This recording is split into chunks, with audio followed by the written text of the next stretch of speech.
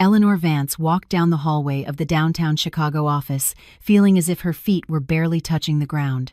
Her heart was pounding with happiness, and her face wore a smile that her colleagues noticed immediately, answering with smiles of their own.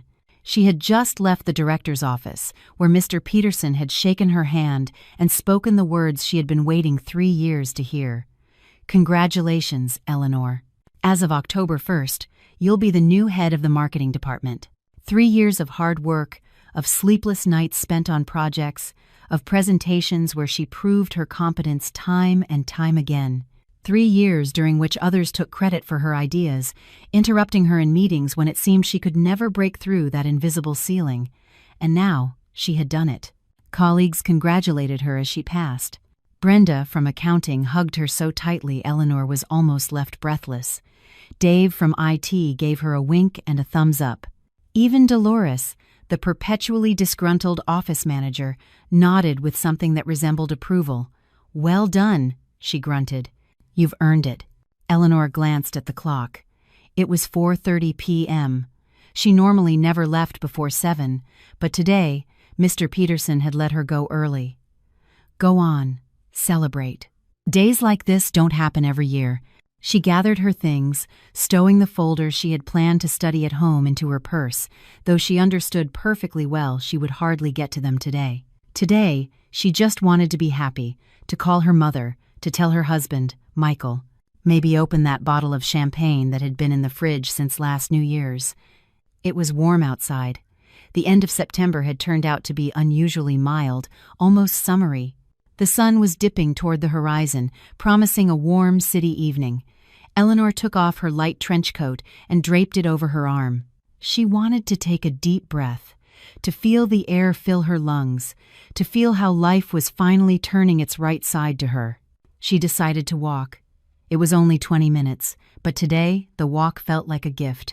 Cars sped by. People hurried about their business, but Eleanor seemed to float in her own bubble of happiness. The phone in her purse vibrated. A text from her mom. "How are you, sweetie?" Eleanor smiled. She would definitely tell her tonight. The City Fresh Market on the corner was the same as always. Bright sign, automatic doors, a display of sale items at the entrance. Eleanor was about to walk past when she heard a loud male voice. "I told you to get lost. This isn't a soup kitchen." She turned around. At the supermarket entrance, a burly security guard in a uniform jacket was roughly shoving a woman holding a baby out onto the street.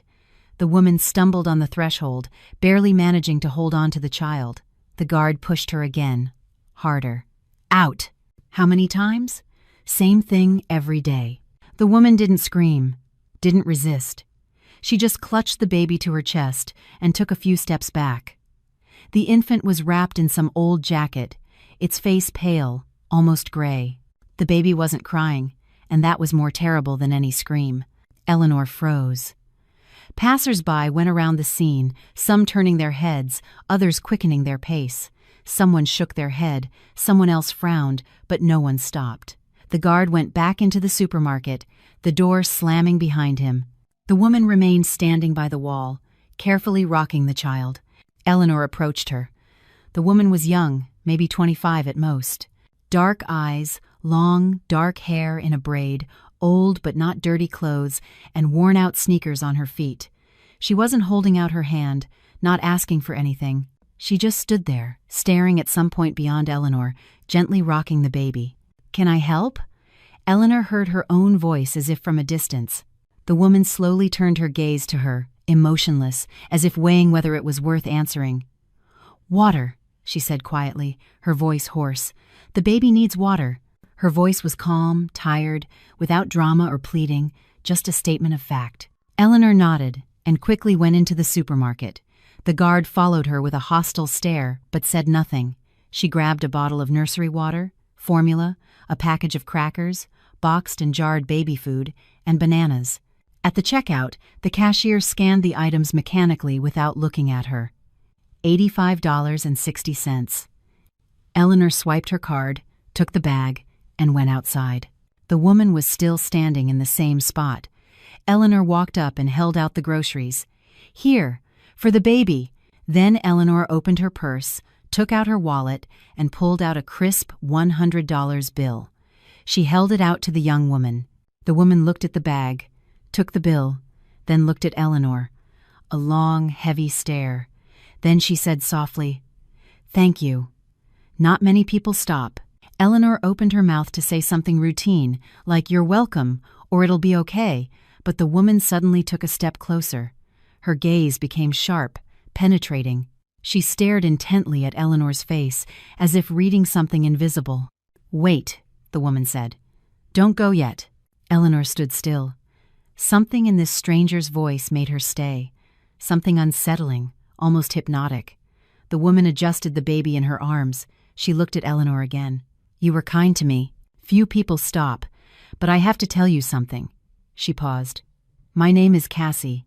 I see things. Not always, but sometimes, clearly. And I see something now." Eleanor wanted to smile, to say she was in a hurry, that she had to go, but the words got stuck in her throat. Cassie was looking at her so seriously, so intently, that a smile would have felt like an insult. "Your husband is going to bring you flowers tonight," Cassie said in a flat, almost indifferent tone. "A big bouquet with a powerful scent." Eleanor blinked. "Michael, flowers?" He only gave her flowers on major holidays, birthdays, anniversaries, just because? Never. "He'll ask you to smell them," Cassie continued. "He'll say it's a gift, that he wanted to make you happy." She paused. "Don't smell them. Whatever you do, don't bring them near your face. If you breathe it in, you won't survive." Silence. The sound of cars. Someone's laughter in the distance.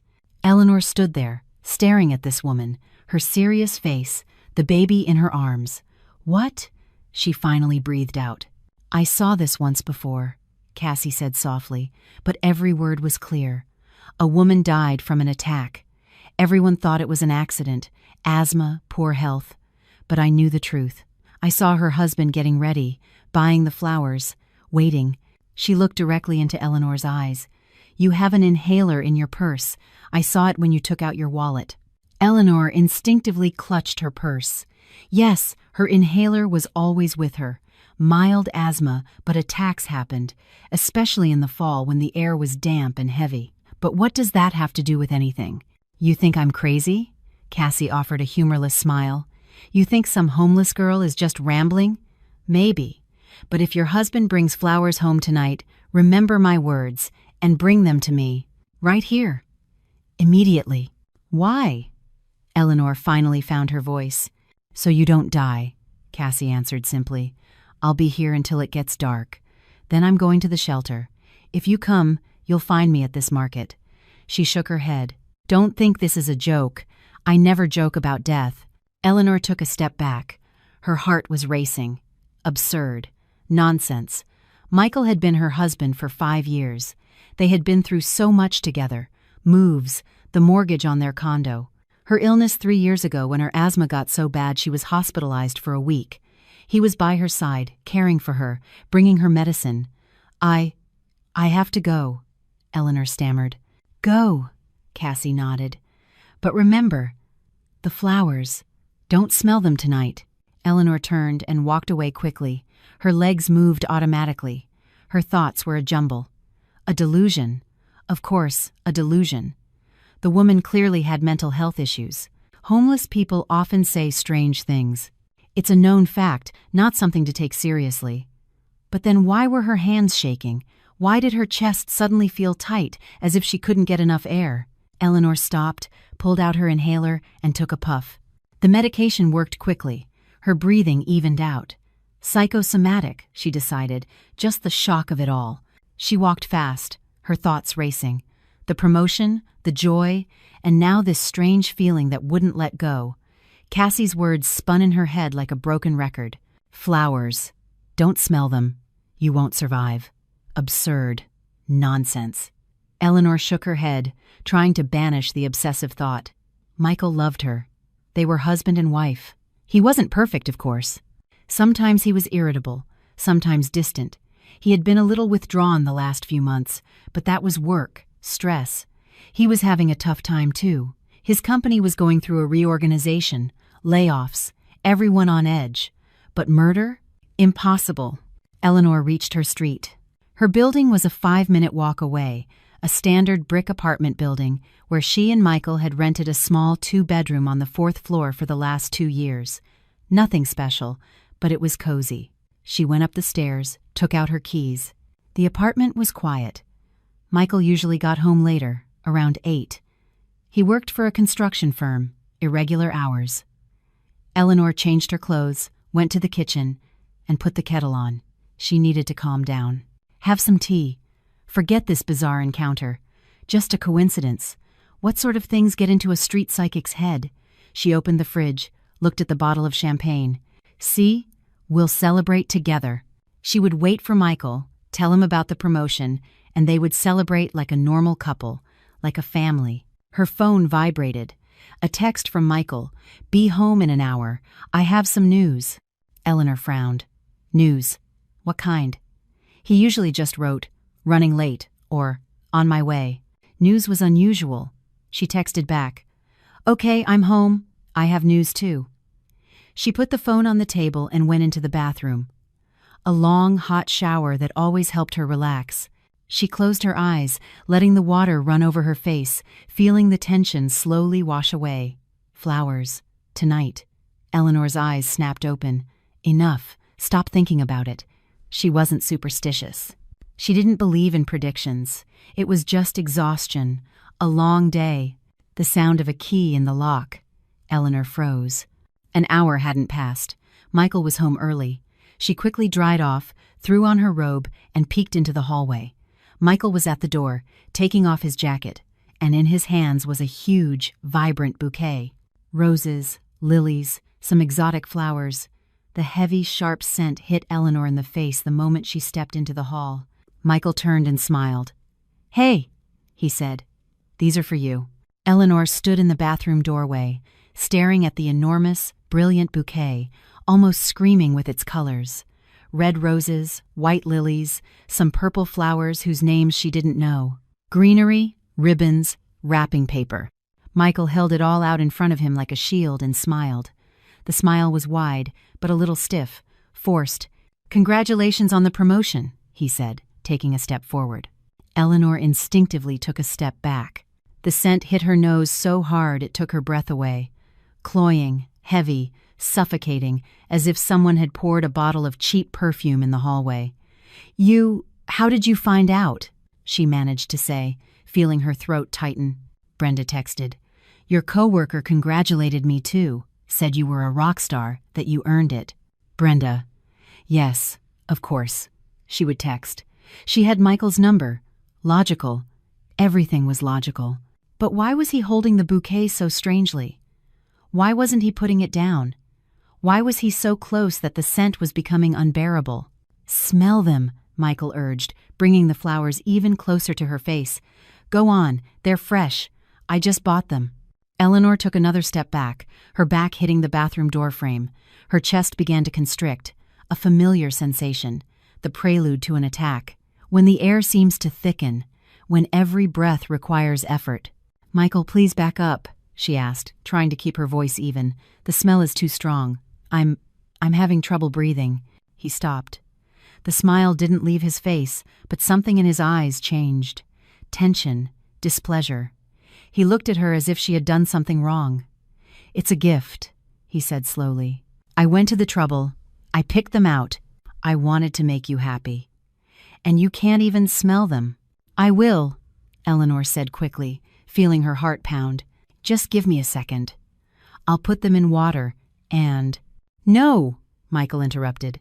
Smell them now. His tone changed. It became harder, more demanding. Eleanor looked into his eyes and, for the first time in 5 years of marriage, she didn't recognize the person in front of her. He was still smiling, but it was a stranger's smile. He was still holding the bouquet, but his hands were tense. Cassie's words echoed in her head like a tolling bell. He'll ask you to smell them. He'll say it's a gift. If you breathe it in, you won't survive. It's not a delusion, coincidence, just a strange, absurd coincidence. Michael, I really don't feel well from the smell. Eleanor forced a smile. You know I have asthma. Strong scents trigger an attack. Let me just open a window, air the place out, then we can." "Are you kidding me?" Michael's voice grew louder. "I brought you flowers. I spent money, time. I wanted to do something nice. And you refused to even smell them." He wasn't yelling, but there was something in his words that sent a chill down her spine. It wasn't hurt. It was the irritation of someone whose plan was going awry. "I'm not refusing," she said quietly, trying to stay calm. "Just let me put them on the balcony. It's cooler out there. They'll last longer, and the smell won't be so strong in the apartment." She reached out her hands to take the bouquet. For a moment, Michael gripped it tighter, as if he didn't want to let go. Then he abruptly opened his fingers. Eleanor took the flowers, trying to hold them as far from her face as possible, and hurried to the kitchen. Michael followed her. She could hear his heavy, slow steps. He hadn't taken off his boots. He always took his shoes off immediately at the door. It was his rule. But today, he had walked right into the apartment in his jacket and boots, following her. Eleanor threw open the balcony door, carried the bouquet outside, and set it on the small table in a plastic bucket. The cool evening air hit her face, bringing relief. She took several deep breaths, feeling her lungs expand, the oxygen returning to her blood. "There," she said, turning back to Michael. "Now they're in the fresh air. They're beautiful flowers. Thank you." Michael stood in the doorway to the balcony, watching her silently. His face was a mask. He wasn't smiling anymore.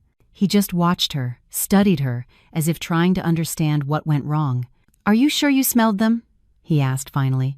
The question sounded so mundane, so routine, that for a second Eleanor doubted she'd heard him right. "What?" she asked. "Did you smell the flowers?" Michael repeated, taking a step onto the balcony. Eleanor backed away toward the railing. The balcony was small, maybe 10 feet long and 5 feet wide. Michael blocked almost the entire doorway. "Michael, what's going on?" she asked, her voice trembling betrayingly.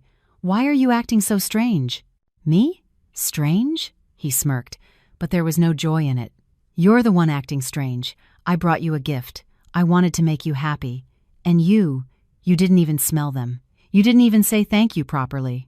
"I did say thank you," Eleanor objected, "and I appreciate the gift. It's just that the smell is very strong, and I don't feel well." "Always with your asthma," Michael interrupted, and anger seeped into his voice. "Always some excuse. You forgot your inhaler, or the medicine is wrong, or you don't like the smell. Maybe you just don't want to accept what I give you." Eleanor fell silent. She looked at her husband and didn't understand who was standing in front of her.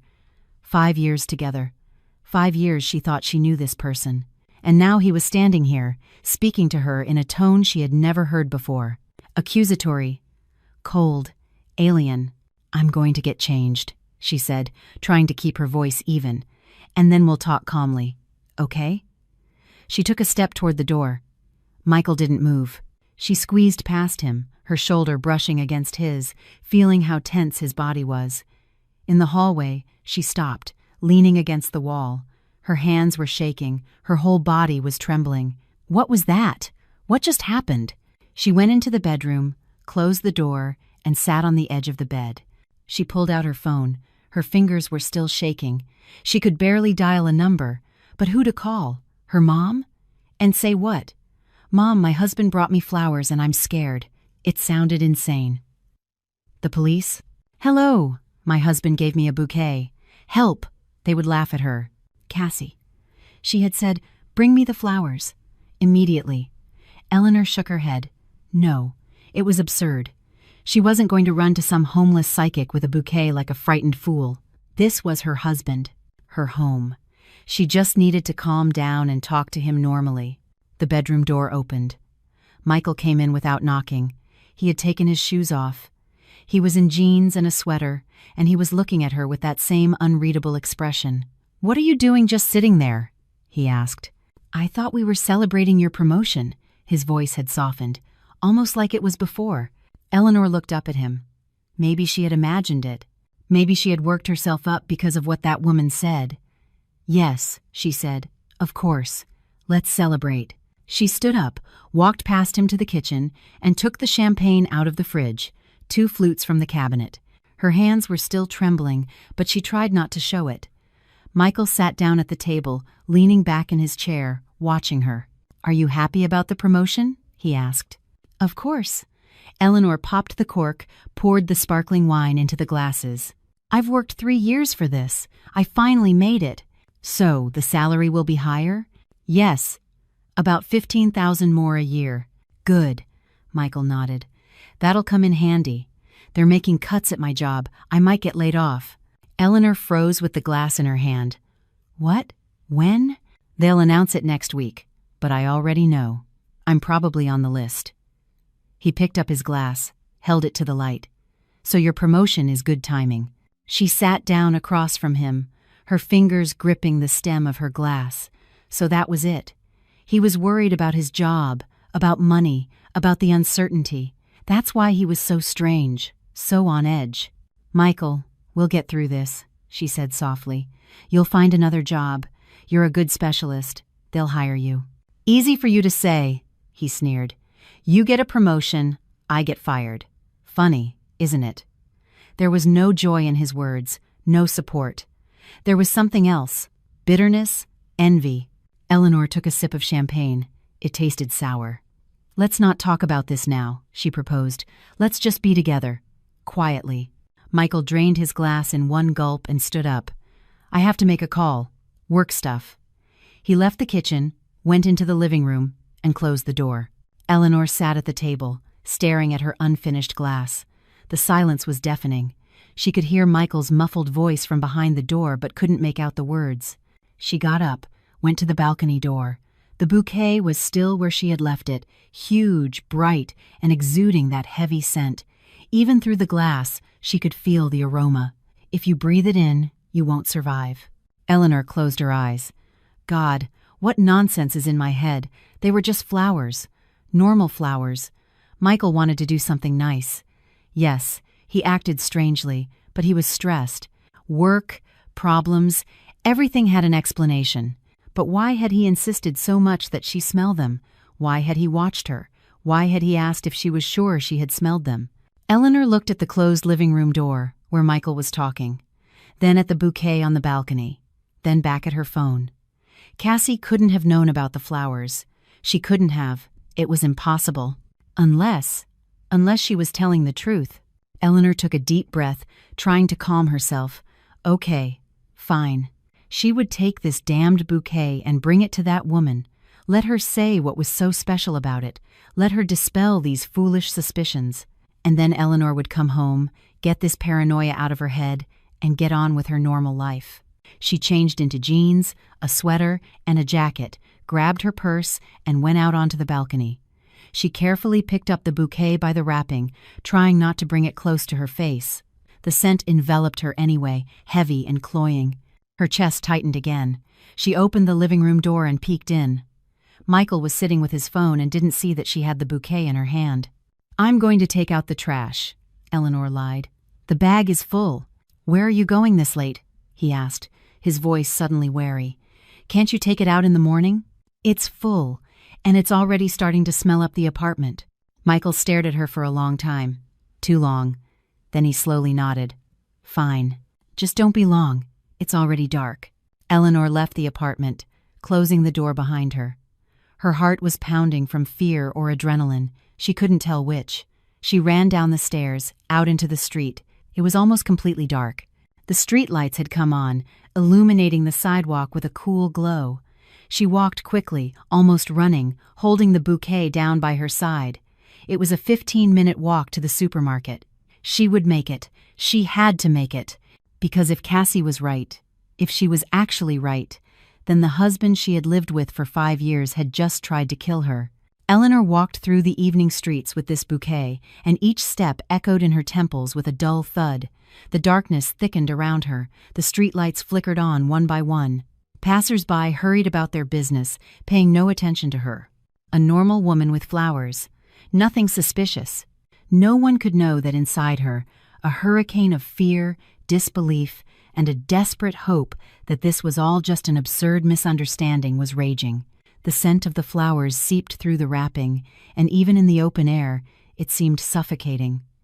Eleanor stopped several times, pulled out her inhaler, took a puff, Her lungs constricted, breathing was difficult.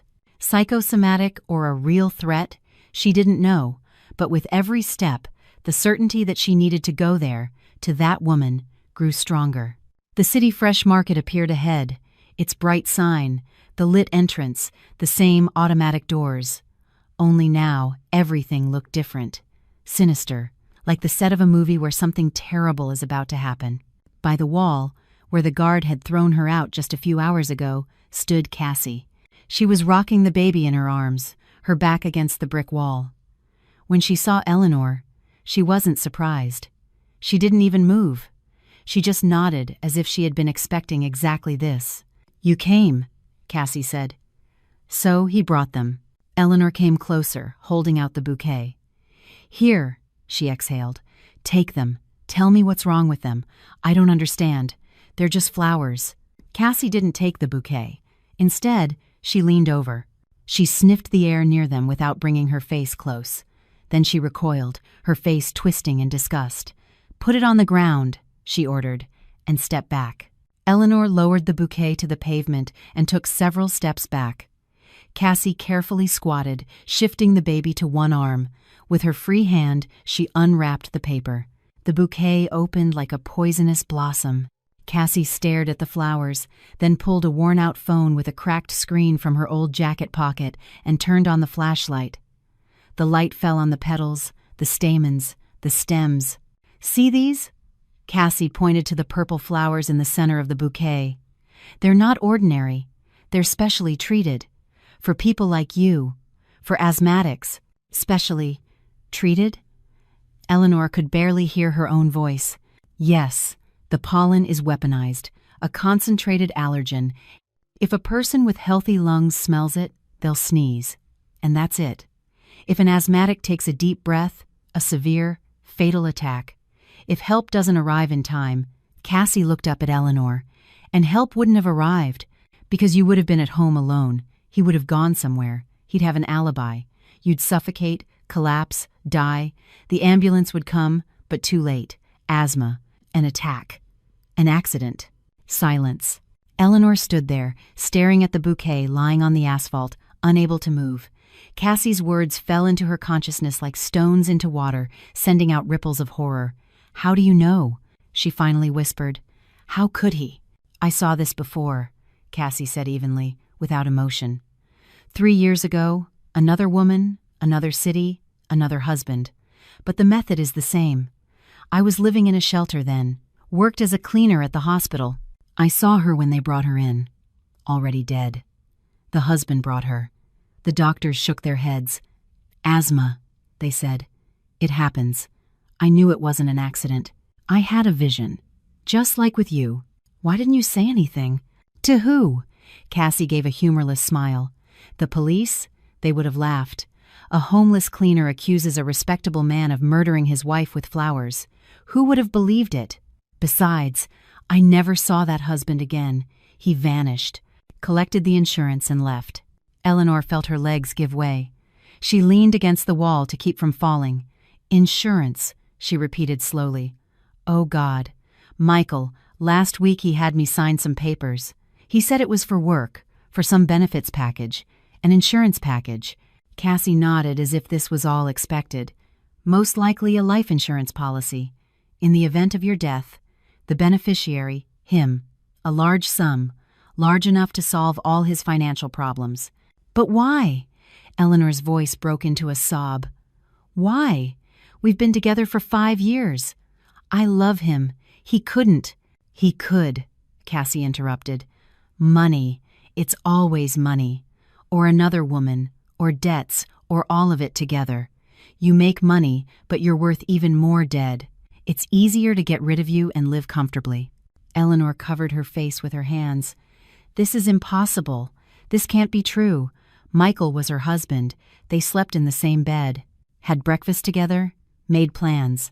How could he? How could he stoop to this? What do I do?" she asked through her tears. "I have nowhere to go. I can't go home. I can't."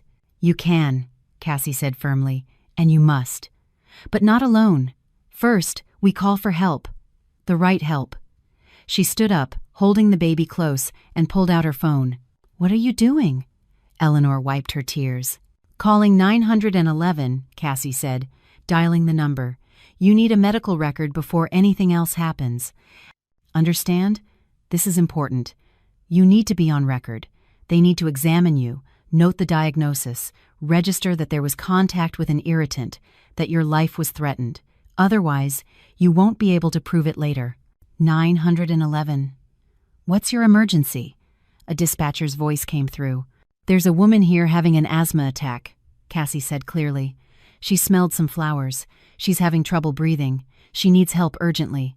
Address is 1200 North State Street, at the City Fresh Market." Eleanor listened to the conversation as if in a dream. Everything was happening too fast, too unreal. An hour ago, she was happy, promotion, joy. And now she was on the street, shivering with cold and fear, learning that her husband wanted to kill her. "They're on their way," Cassie said, putting her phone away. 10 minutes. Sit down. Breathe evenly. Don't panic." Eleanor slid down the wall. It was genuinely hard to breathe.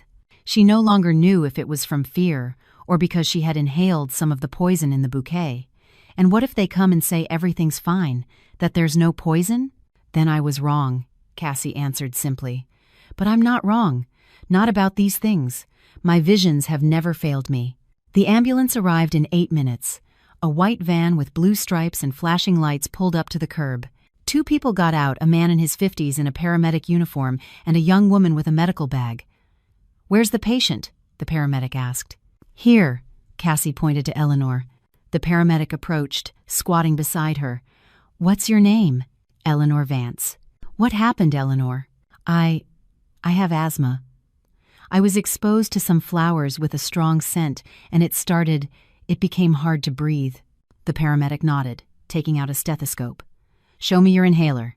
Eleanor fumbled in her purse and handed it to him. He examined it, nodded. "When did you last use it?" "About half an hour ago, maybe a little more. I'm going to listen to your lungs now. Take a deep breath." He placed the stethoscope on her back. He listened for a long time, frowning. Then he took off the earpieces and looked at her seriously. "There's wheezing? Labored breathing? You need to be hospitalized." "No," Eleanor said quickly. "I don't want to go to the hospital. Can you just record that there was an attack? That there was a threat?" The paramedic frowned. "Why do you need that?" Cassie stepped forward. "It's important for personal reasons. She needs a certificate that there was contact with a dangerous substance that could have led to death." The paramedic looked at Cassie, then at Eleanor, then at the bouquet lying on the asphalt. "Those are the flowers?" "Yes," Eleanor nodded. The paramedic stood up, walked over to the bouquet, bent down, and sniffed carefully. His expression changed. "This is not a normal scent," he said slowly. "This is a really strong irritant. For an asthmatic, this could be deadly." "Who gave these to you?" "My husband," Eleanor whispered. Silence. The paramedic looked at her for a long time, then nodded as if he understood something. "All right. I'll document everything on the call sheet." Diagnosis: acute exacerbation of bronchial asthma due to allergen contact, life-threatening condition. Hospital observation recommended. Patient refused hospitalization against medical advice. "Do you need a copy of the call sheet?" "Yes," Eleanor nodded. "Please, wait here." The paramedic went back to the ambulance, wrote something down, then brought Eleanor a sheet with an official stamp. "Here you go. Keep it. And be careful." He hesitated. "If something happens, if you're in danger, call the police. Immediately." He knew. You could see it in his eyes that he understood. He understood this wasn't just an accident, that it was something more. "Thank you." Eleanor took the paper with trembling hands. The ambulance drove away. Cassie picked up the bouquet, wrapped it in a plastic bag she found near a trash can, and tied it tightly. "This will prove your husband wanted you dead," she said. "Keep it. Don't throw it away. Tomorrow morning, you go to the police. You file a report. You show them this certificate. You show them the flowers. You demand a forensic analysis." "But it's insane," Eleanor shook her head. "The police won't believe me. They'll say I'm crazy, that my husband just gave me flowers, and They'll believe you, Cassie said firmly, because you'll have evidence. A medical certificate, the flowers, testimony, and something else. She took out her phone, showed Eleanor the screen. I recorded everything on video.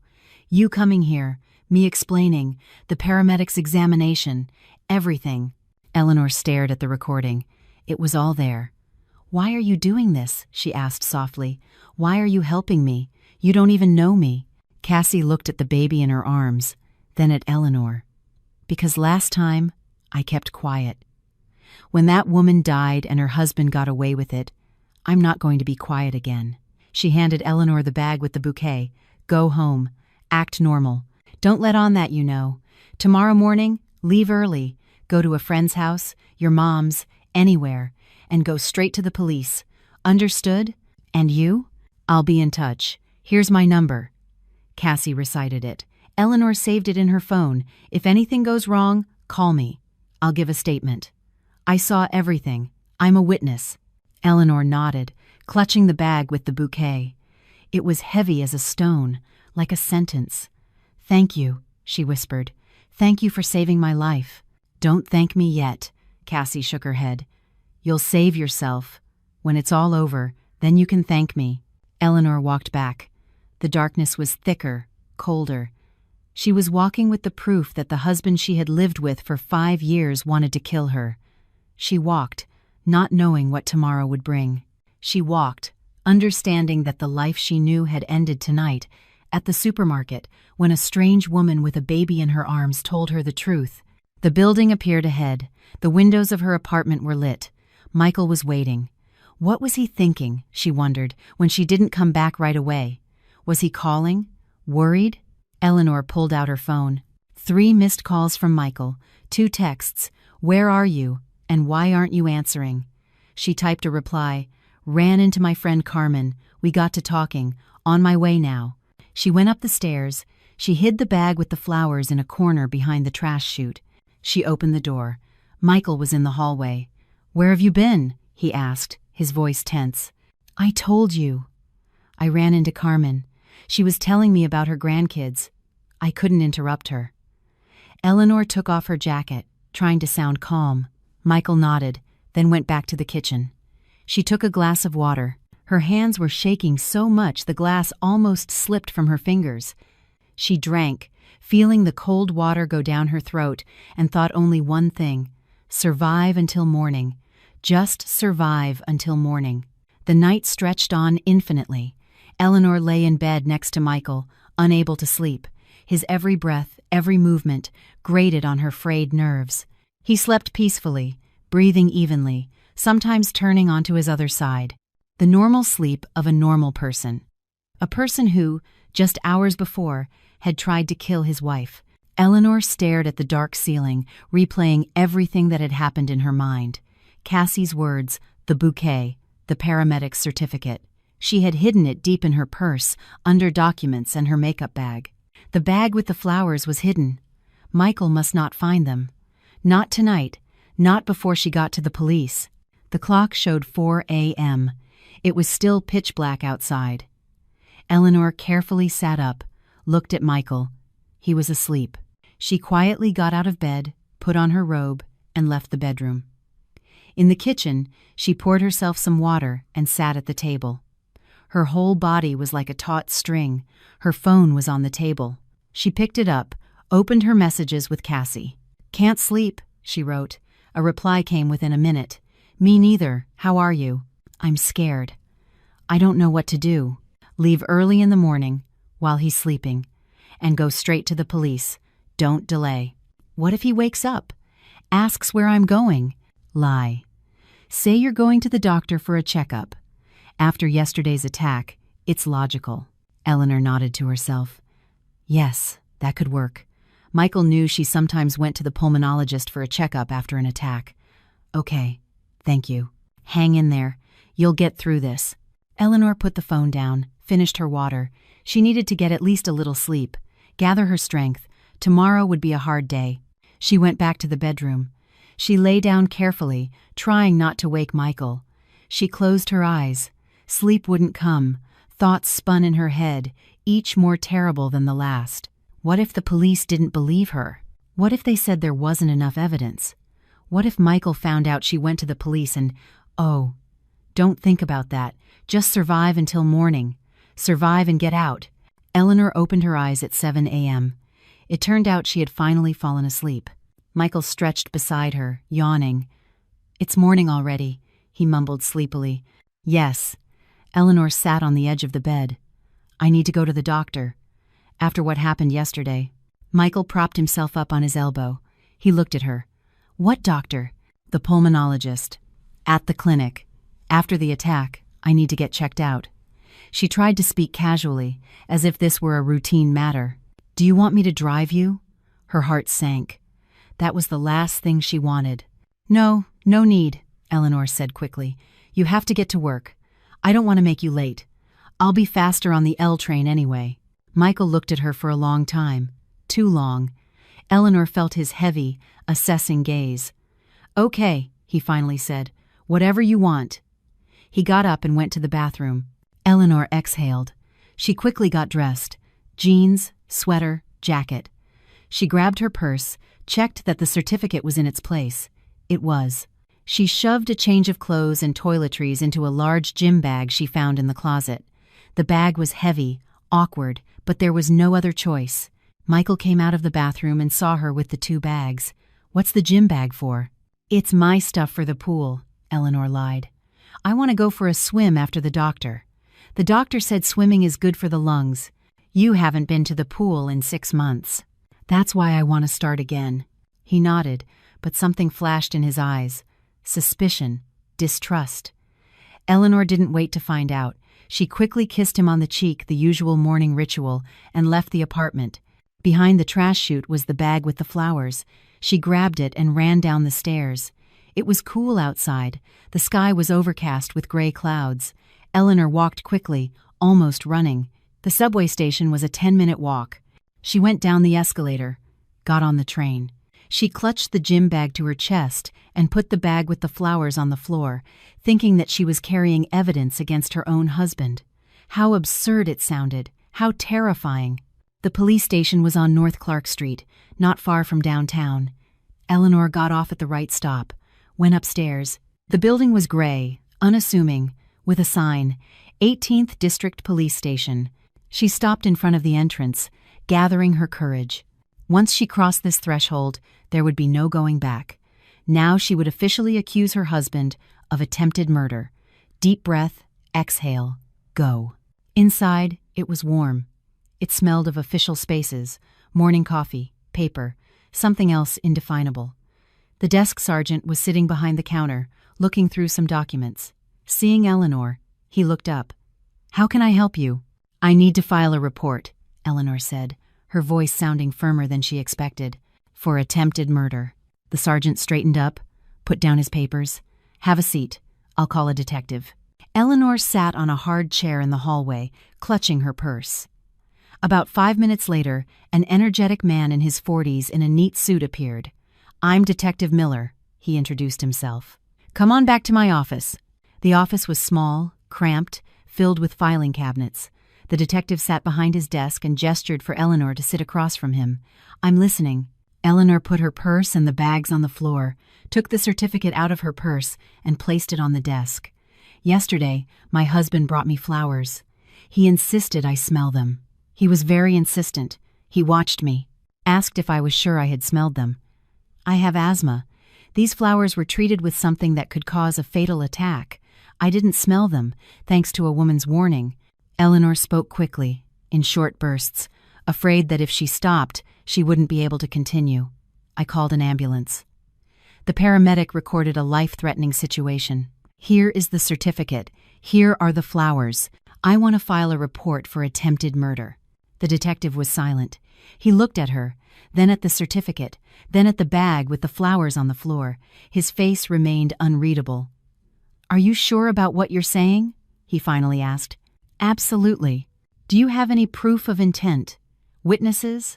Other facts, besides the bouquet and your husband's strange behavior?" Eleanor took out her phone, opened her texts with Michael from the past month, and showed them to the detective. "Here, he writes that he's having problems at work, that he might be fired, that there's no money. Here, a week ago he asked me to sign some papers. He said it was for work. I signed without looking. Now I remember it was related to insurance. I think it was a life insurance policy in case of my death. Miller took the phone, carefully studied the messages, then nodded. Okay, we'll check on that. What's your husband's name? Michael Vance. He works for Siberian Construction. We live at 17 West Toledo Street, apartment 42. The detective wrote it down. Then he looked up. Tell me everything in order, from the beginning. Don't rush. Eleanor told him about the promotion, about meeting Cassie, about the warning, about how Michael came home with the bouquet, how he insisted she smell it, how he acted strangely, about how she took the flowers to Cassie, how they called the ambulance, how the paramedic recorded the threat. Miller listened attentively, occasionally asking clarifying questions. When Eleanor finished, he looked at her seriously. This is a serious accusation, he said. Attempted murder. If we conduct a forensic analysis, check the insurance, prove intent, your husband is facing up to 15 years. Are you prepared for that? Eleanor nodded. I'm prepared. He wanted to kill me. I can't just let it go. All right. Then write your statement. Here's the form. He handed her a sheet of paper and a pen. Eleanor wrote, her hand shaking. She wrote that she was accusing her husband, Michael Vance, of attempted murder by provoking a fatal asthma attack, that he brought her flowers treated with a substance dangerous to asthmatics, that he insisted she smell them, that she was certain it was a premeditated murder plot. She put her signature, the date, and handed the statement to the detective. Okay. Miller took the statement, read it. Now, we'll send the flowers for forensic analysis. We'll check if they really contain a dangerous substance. At the same time, we'll check with insurance companies to see if there's a policy in your name with your husband as the beneficiary. We'll question your husband. We'll question this woman, Cassie. Can you give us her contact information? Yes. Eleanor recited the phone number. Excellent. Where will you be now? I don't advise you to go home. If your husband finds out you've filed a report, I'll go to my mother's, Eleanor said quickly. She lives on the other side of the city. Good. Leave your address and phone number. We'll be in touch when we have results. Eleanor left all her information. She stood up, picked up her bag. Thank you, she said. Thank you for believing me. I don't believe you yet, Miller replied honestly. I'm just doing my job, checking the information. If it checks out, then I'll believe you. Eleanor left the station feeling a strange sense of relief. She had done it. She had filed the report. Now it was in the hands of the police. Now all she could do was wait. She called her mother. Mom, can I come over right now? Of course, sweetie. Did something happen? I'll tell you when I see you. The journey to her mom's took 40 minutes. Her mom met her at the door, hugged her tightly. You're so pale. What happened? Eleanor told her everything. Her mom listened, growing paler, clutching her heart. My God, she whispered when Eleanor finished. My God, how is that possible? That monster. I always felt something was off about him. Always. Mom, don't. Eleanor hugged her. The main thing is that I'm alive, and he'll pay for this. He'll definitely pay. The day dragged on painfully slowly. Eleanor sat at her mom's house, drank tea, tried to distract herself with television, but her thoughts kept returning to one thing. What was happening now? Had they called Michael in for questioning? What was he saying? Denying everything? Or confessing? At 6 p.m., Detective Miller called. Eleanor, we have news. The forensic analysis confirmed it. The flowers have a high concentration of an allergen, specifically dangerous for asthmatics. A special treatment of the pollen. This couldn't have happened by chance. Eleanor's heart pounded. And what happens now? Next, we checked the insurance. We found the policy taken out in your name 9 days ago. The amount is $3 million. The beneficiary, your husband.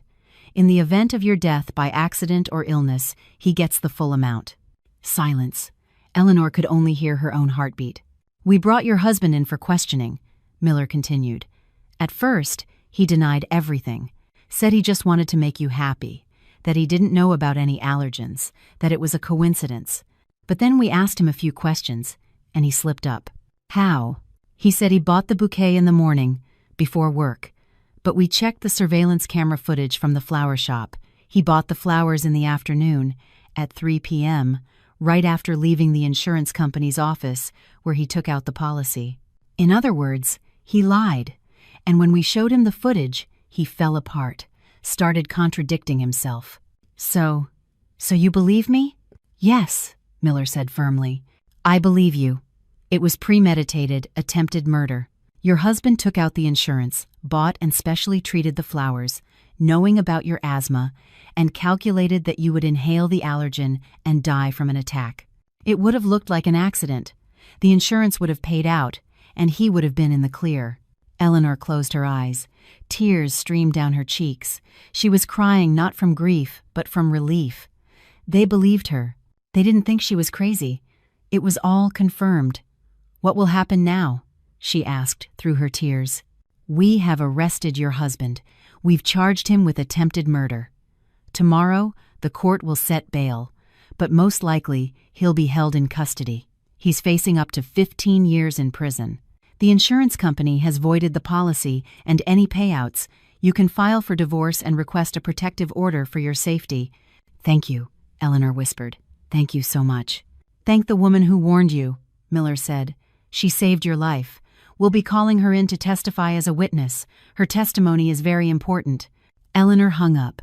Her mom hugged her, stroking her hair like she was a little girl. There, sweetie. It's over. You're safe. But Eleanor knew it wasn't over yet.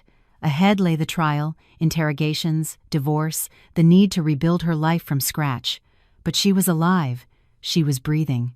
She had survived because she hadn't smelled the flowers, thanks to Cassie. 3 weeks passed. 3 weeks in which Eleanor's life was turned completely and irrevocably upside down. She lived with her mother, sleeping in her old childhood bedroom. She woke up at night from nightmares in which Michael stood over her with a bouquet, saying, "Smell them, go on, smell them." The court denied bail. Michael was in jail awaiting trial. His lawyer tried to argue it was an accident, that his client didn't know about the flowers' properties, that he just wanted to make his wife happy. But the evidence was irrefutable. The insurance policy, the camera footage, the paramedics' testimony, the forensic analysis of the flowers, Cassie's testimony. Eleanor filed for divorce. Her lawyer said the process would take several months, but it was a formality. After such circumstances, no court would deny the dissolution of the marriage. She also filed for a division of assets, though there was nothing to divide. A rented apartment, Michael's old car, no savings, 5 years of marriage had left only emptiness and the bitterness of betrayal. Word got out at work. The news spread quickly. Colleagues whispered behind her back. They looked at her with pity or curiosity. Brenda hugged her and cried, "I'm so sorry I texted him about the promotion. I didn't know. I couldn't have imagined." Eleanor calmed her, told her it wasn't her fault. Only one person was to blame, and he would answer for it. Mr. Peterson called her into his office a week after Michael's arrest. "Eleanor, I want you to know the company is on your side. If you need legal help, psychological support, come to us. We'll help. And your promotion still stands. You've earned it." Eleanor thanked him, fighting with all her might not to cry right there in his office. She wasn't used to compassion, wasn't used to people genuinely caring about her. But more than anything, she wanted to see Cassie, the woman who had saved her life, who had trusted her intuition and not kept quiet. Eleanor went to that supermarket several times, looked for her, but Cassie wasn't there. The guard, the same one who had thrown her out 3 weeks ago, just shrugged. "Haven't seen her. Hasn't been around for a while." Eleanor called the number Cassie had given her, but no one answered. Her anxiety grew. Where was she? What had happened to her? Maybe she had been taken to a shelter or left the city. Detective Miller said Cassie had come in for questioning, given a detailed statement, but they hadn't contacted her again. She had no fixed address. "But her testimony is in the file," Miller clarified. "She's an official witness. If we need to, we'll find her." That didn't reassure Eleanor. She had to see Cassie. She had to say thank you. She had to do at least something to repay her for her salvation. On Saturday, exactly 3 weeks after that terrible night, Eleanor went to the supermarket again. It was a warm October day. The sun was shining brightly. The leaves on the trees were turning yellow and red. Autumn in full swing. A beautiful, peaceful autumn, so starkly contrasting with the hell in her soul. The supermarket was the same. People went in and out with bags. Life went on. Eleanor stopped by the same wall where Cassie had stood, an empty spot. "Looking for someone?" a voice asked from behind her. Eleanor turned. An elderly woman with a shopping bag was looking at her curiously. "Yes," Eleanor nodded. "A young woman with a baby. She used to be here often, dark hair." "Oh, her." The woman pursed her lips. "They took her away about 2 weeks ago." Eleanor's heart sank. Where did they take her? To some shelter. Social services came, said the child needs proper care, that the street is no place for him. She didn't resist, went on her own. The woman fell silent. She was strange, never asked for money, didn't complain, just sat and watched, as if she saw something others didn't. "Do you know which shelter?" "How would I know?" "I didn't ask." The woman shrugged and walked away. Eleanor took out her phone, started searching for homeless shelters in the city. There were 5. She started calling them one by one. The first 3 said they had no one named Cassie. The 4th didn't answer. The 5th, the Hope Shelter on the outskirts of the city, a woman answered. "Cassie? Yes, we have someone like that with a child. Who are you?" "I'm a friend of hers." "Can I see her?" "Visiting hours are from 2 to 4 p.m. Come on by." Eleanor hung up and immediately went to the nearest children's store. She spent a long time choosing a stroller, not the most expensive one, but sturdy, strong, with comfortable wheels. The saleswoman helped her pack it. Then Eleanor went through the aisles, putting everything she might need into the cart. Soft toys, a teddy bear and a rabbit, jars of baby food, boxes of cereal, fruit purees, bananas, apples. She took whatever might be useful for the baby, not thinking about the price. This was her way of saying thank you, the only way to at least partially thank the woman who had saved her life. Eleanor arrived an hour later. The shelter was housed in an old 2-story building that had once been a dormitory. Plastered walls, blue paint. Inside, it was clean and warm. The administrator wrote down her details, led her to a visiting room, a small room with 2 sofas and a small table. "I'll call her now." Eleanor waited, nervous. The door opened. Cassie came in. She looked different. Her hair was clean, braided into a neat plait. She was wearing simple but clean clothes, jeans and a sweater. The baby was sleeping in her arms, wrapped in a soft blanket. The child's face was pink, healthy. "You came," Cassie said, smiling, sitting on the sofa across from her. "I was looking for you." Eleanor leaned forward. "I wanted to say thank you. You saved my life." "If it wasn't for me, you would have died," Cassie finished calmly. "I know. But you're alive, and that's the main thing." "They arrested him." Eleanor rushed to tell her. "Michael. He's in custody. There will be a trial. He's facing up to 15 years. Everything was confirmed. The insurance, the flowers, everything." "Good," Cassie nodded. "Justice was served. Thanks to you." Eleanor stood up, went into the hallway, and came back pushing the stroller, overflowing with bags. "I want to help. You and the baby. This is for him." Cassie sat frozen, staring at the stroller. Eleanor began to take out her purchases: toys, baby food, cereal, fruit puree, bananas, apples. "The stroller is sturdy, comfortable. And all this is for the child. Please, accept it." Cassie silently looked at all this abundance. Then her lips trembled. She hugged the baby tighter to her chest, and tears streamed down her cheeks, silent, soundless tears. I don't know what to say," she whispered through her tears. "No one has ever... so much kindness. You saved my life." Eleanor sat next to her, took her hand. "This is the very least I can do to thank you." Cassie wiped her tears. She nodded, unable to speak.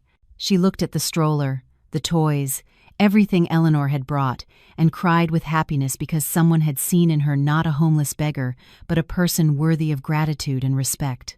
"Thank you," Cassie finally breathed out. "Thank you." Eleanor rummaged in her purse, took out an envelope. And this too. A little money so you can... Cassie raised her hand, stopping her. No, the stroller and the things, I'll take. It's for the baby, but not the money. Why? I didn't save you for money. Cassie looked at the baby, carefully adjusting the blanket. I did what I had to do. What I didn't do last time. Now I can sleep peacefully. Then at least tell me, Eleanor asked. How did you know? How did you understand that Michael planned it? Cassie was silent for a long time, then spoke softly. I see things. Since I was a child. Not always, but sometimes, very clearly. I see death when it's near. I see danger. I saw it over you that day, like a dark cloud, and I knew that if I stayed silent, you would die. Like that woman 3 years ago, and you decided to warn me. Yes, even though I understood you might not believe me, that you might think I was crazy, but I had to try. I kept quiet once, and it tortured me every day. I couldn't keep quiet a second time. Eleanor wiped away the tears that had unexpectedly streamed down her cheeks. You saved me, and I will never forget it. Cassie smiled. For the first time, Eleanor saw her smile, a soft, sad smile. Just live well, be happy. That's the best thanks. And you? What will happen to you? They help here. Cassie looked around the room. They give food, a roof over your head. They help with documents. Doctors checked the baby, said he's fine. I'll find a job, get on my feet. We'll manage. If you need anything, Eleanor took out a piece of paper, wrote down her number. Call me, anytime. I'll help. Cassie took the card. She nodded. Thank you. They sat in silence for a little longer. Two women whose lives had crossed at the most critical moment. One saved the other, without asking for anything in return. Simply because she could. Simply because she had to. Eleanor left the shelter with a light heart. For the first time in 3 weeks, she felt she could breathe freely, that the fear was receding, that life was going on. The trial took place 2 months later. Eleanor attended every session. She looked at Michael sitting behind the glass in the courtroom and didn't recognize the person she had lived with for 5 years. He had lost weight, looked haggard, his hair was starting to go gray. He looked at her, and in his eyes she read desperation, but not remorse. Only the desperation of a person whose plan had failed. The lawyer tried to mitigate his guilt. He spoke of a difficult financial situation, of stress, that the defendant was not aware of the consequences. But the prosecutor was adamant. This was an attempted murder with premeditated intent. Planning, preparation, calculation.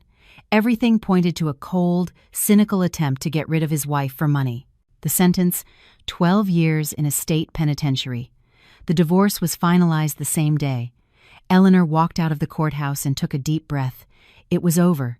It was finally over. She gradually returned to a normal life. She rented a small 1-bedroom apartment near her work. She went to a therapist. The trauma was deep, and dealing with it alone was impossible. Her job helped distract her. The new position required her full dedication, and Eleanor was grateful for that. The less time she had to think, the better. She met with Cassie several times. Cassie got a job as a cashier in a small shop. She rented a room in a boarding house. She took her son to daycare while she worked. Life was slowly but surely getting back on track. They drank tea in the boarding house kitchen. They talked about simple things, work, the weather, plans for the future. They didn't talk about that night. There was no need. Everything had already been said. A year passed. Eleanor stood on the balcony of her new apartment. She looked out at the city, illuminated by the nightlights, and thought about how fragile life is, how one breath can be your last, how one decision can change everything. She had survived. Not because she was stronger, or smarter, or more careful. She survived because she hadn't taken a breath. Because a strange woman decided not to stay silent. Because sometimes, in the darkest moment, an unexpected light appears strange, but life-saving. Eleanor smiled. Life went on, and she was grateful for every new day, for every breath, for every chance to keep on living.